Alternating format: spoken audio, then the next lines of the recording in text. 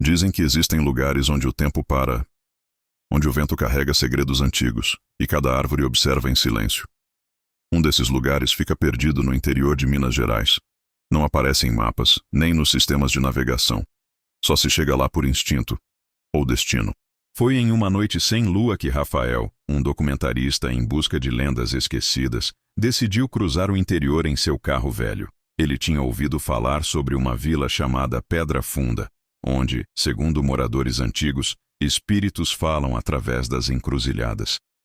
Não era fácil encontrar o caminho, mas ele tinha um mapa antigo, rabiscado à mão por um velho na feira de Congonhas. O homem dissera: siga até a encruzilhada, mas, pelo amor de Deus, não pare se ouvir vozes. Rafael achou exagero, só histórias locais, o típico folclore para entreter os curiosos, mas ele era teimoso, e quando por volta das 23h40 ele avistou a tal encruzilhada, uma curva de terra com 3 bifurcações cobertas por névoa espessa, algo o fez parar. O rádio falhou. A luz interna do carro acendeu sozinha, e então ele ouviu 3 vozes, sussurrando seu nome, cada uma vindo de um dos caminhos. Rafael. O frio subiu por sua espinha. Ele engoliu seco, desligou o carro e desceu. No centro da encruzilhada havia uma pedra, escura, marcada por símbolos entalhados. Ao se aproximar, a névoa pareceu se fechar atrás dele. As vozes voltaram, mais claras, chamando, pedindo, quase suplicando. E aí, o tempo parou. A estrada de terra continuava silenciosa, serpenteando por entre árvores retorcidas, que pareciam se inclinar sobre o carro, como se quisessem impedir a passagem. O rádio, que antes chiava com estática, agora emitia um som baixo, quase um sussurro incompreensível, como se alguém falasse bem ao fundo. Lucas olhou para o GPS. Nenhum sinal. A bateria já quase no fim. Estranho, murmurou. Foi então que viram uma figura. Na beira da estrada, uma mulher de vestido branco, cabelos molhados caindo sobre o rosto. Ela estava parada, imóvel. Um raio cruzou o céu sem trovão. Lucas freou, mas a mulher desapareceu no exato instante em que os faróis a iluminaram. Um silêncio pesado caiu sobre o carro. Você viu isso? Perguntou Karina com os olhos arregalados. Lucas só assentiu, engolindo seco. Ele deu ré. Nada ali. Apenas a neblina densa engolindo tudo ao redor. Eles continuaram dirigindo, mas algo havia mudado. Agora, a estrada parecia não acabar. As árvores repetiam-se. Um mesmo tronco com uma cicatriz em forma de X aparecia várias vezes. Era como se estivessem rodando em círculos. A gente já passou por aqui, disse Lucas. Várias vezes. O relógio do painel piscaram 03:33, 3h33 da madrugada. Karina apertou a mão de Lucas gelada. Lá fora algo se movia entre os arbustos. Rápido demais para ser humano. Grande demais para ser um animal. De repente, as luzes do carro falharam. Tudo mergulhou na escuridão. O motor engasgou e morreu. Foi então que ouviram sussurros do lado de fora. Muitos. Um murmúrio coletivo, como preces ao contrário. Frases ditas de trás para frente, chamando, convocando. Karina tentou trancar as portas. O botão não respondia. Lucas ligou o carro com desespero. Nada. E os sussurros ficaram mais próximos, até parecerem estar dentro do carro. O som da chuva havia parado, mas a mata ainda parecia gotejar lágrimas de um sofrimento antigo. Clara e João, agora cobertos de lama e medo, tinham seguido os sussurros até um ponto onde a estrada se dividia em 3 caminhos. Nenhum deles lembrava qual haviam tomado antes. A bússola de João girava sem controle.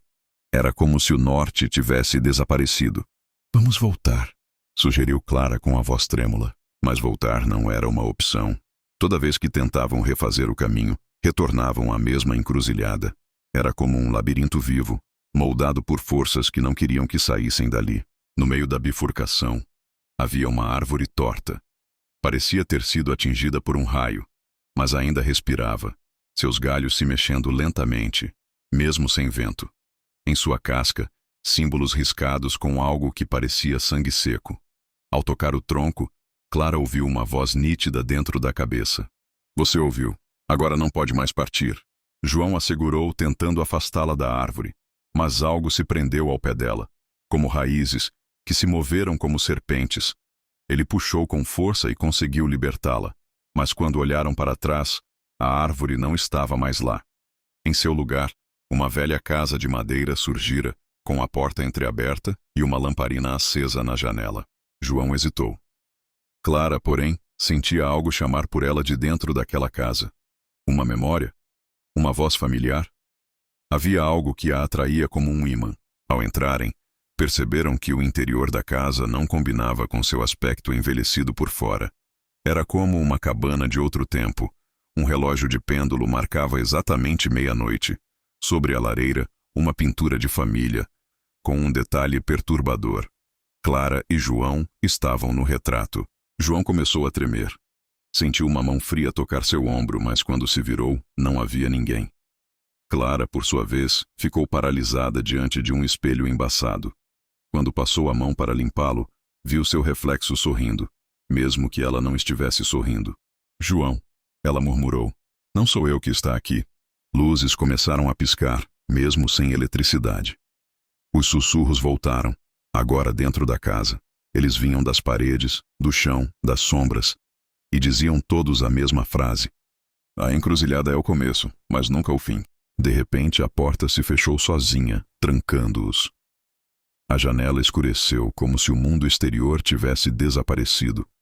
Eles estavam presos, dentro de algo muito maior do que apenas uma floresta. E lá fora, onde a casa havia surgido, a árvore torta reapareceu, e agora sussurrava também. O interior da casa pulsava como se estivesse vivo. As paredes respiravam devagar, exalando um vapor denso e morno. Clara e João tentavam encontrar uma saída, mas toda a porta levava ao mesmo cômodo, aquele com o retrato em que estavam pintados décadas antes de nascerem. Clara parou diante da lareira e percebeu que o fogo ali não aquecia. Pelo contrário, era um fogo gelado que crepitava em silêncio. Do fundo da lareira surgiu uma voz rouca, como se falasse por trás de véus de terra. Vocês acordaram o que dormia na encruzilhada. João gritou, batendo nas paredes. Mas a casa parecia rir. Um riso seco, abafado, que vinha de cima, do sótão. E então, passos. Pesados, lentos. Alguém, ou alguma coisa, descia as escadas. Clara segurou uma vela trêmula e apontou para a escada, mas tudo que viram foi uma sombra alongada. Sem corpo. A vela se apagou. Escuridão total. No breu, Clara ouviu vozes murmurando um nome, Mãe das Encruzilhadas. Quando a luz voltou de forma inexplicável, ela estava sozinha. João havia desaparecido. Clara começou a percorrer os corredores, agora infinitamente maiores do que antes. As paredes estavam cobertas de símbolos escritos com terra, sangue e algo que parecia fuligem. Vozes infantis começaram a chamá-la pelo nome. Clara, Clara, vem brincar com a gente. Ela entrou em um quarto onde brinquedos antigos estavam dispostos no chão em círculo. No centro, uma boneca sem rosto segurava uma fita de áudio. Com mãos trêmulas, Clara ligou o gravador. A voz era dela mesma, mas mais velha, como se viesse do futuro. Se você está ouvindo isso é porque já está presa. Como eu. A casa escolhe, a estrada leva. E no fim, tudo volta ao começo. A fita se distorceu. A boneca caiu, e atrás dela, um alçapão se abriu com um estalo. Lá embaixo, escadas antigas levavam a um porão escondido. Um santuário subterrâneo cheio de crânios, velas derretidas e oferendas apodrecidas. No centro do chão, um círculo de sal e cinzas. E ao lado dele, João. Mas ele não era mais o mesmo. Seus olhos estavam completamente pretos. Sorria com a boca aberta, e de sua garganta saíam vozes diferentes, de homens, mulheres, crianças, todas ao mesmo tempo. Ele apontou para Clara, sem piscar, e disse com todas as vozes. A mãe quer você, Clara gritou. Mas não havia mais para onde correr. Clara desceu lentamente os degraus do alçapão, o ar ficando mais pesado a cada passo. O porão parecia uma tumba viva. As velas ao redor do círculo acendiam-se sozinhas, uma por uma, revelando símbolos de invocação que pulsavam sob o chão como se fossem veias. João permanecia parado dentro do círculo, mas seus pés não tocavam o chão. Ele flutuava levemente, os olhos negros fixos nela, e as vozes continuavam. A mãe está faminta, e você é o último sangue da linhagem. Clara tentou recuar, mas as escadas haviam desaparecido. Atrás dela, apenas parede sólida. O som das palmas, 3 palmas secas e lentas, ecoou de novo, como na estrada. Ela lembrou da velha da venda, da advertência, do nome nunca dito. Foi então que a mãe surgiu. Primeiro, a sombra, enorme, deformada, com cabelos como raízes se arrastando pelo chão. Depois, os olhos, dezenas deles, abrindo e fechando por todo o corpo.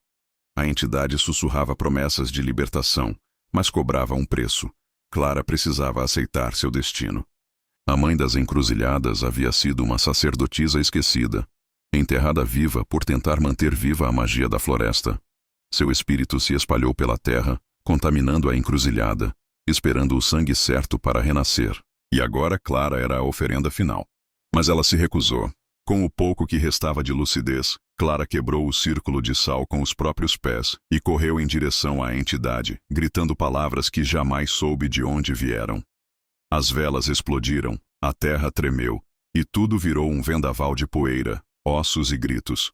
Acordou sozinha, no meio da estrada 13. A caminhonete tombada ainda fumegava. Não havia sinal da casa, nem de João. Ela tentou gritar, mas não tinha mais voz. No banco do carona, uma fita cassete. Estava rotulada apenas com 3 palavras. Ela voltou aqui. Ela apertou play e ouviu. 3 palmas. Depois a própria voz dizendo: a estrada leva, a casa escolhe, mas o fim sempre volta ao começo. Clara nunca foi encontrada, mas há relatos de motoristas na estrada 13 que escutam palmas no rádio, mesmo com ele desligado.